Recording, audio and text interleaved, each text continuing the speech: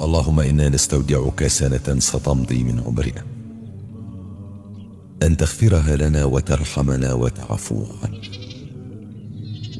وتبارك لنا في أيامنا القادمة، وتصلح نفوسنا، وتيسر أمورنا، وتحقق أحلامنا. رب اكتب لنا في السنة القادمة فرحة تغير بها مجرى حياتنا للأفضل، لديننا ودنيانا، وأن تحفظ أولادنا وعائلاتنا وأصدقاءنا وأحباءنا، وتمتعنا بالصحة والعافية، وترزقنا الرضا والقناعة، وتشفينا وتعافينا، وتغفر لنا وترحمنا، وأنت أرحم الراحمين.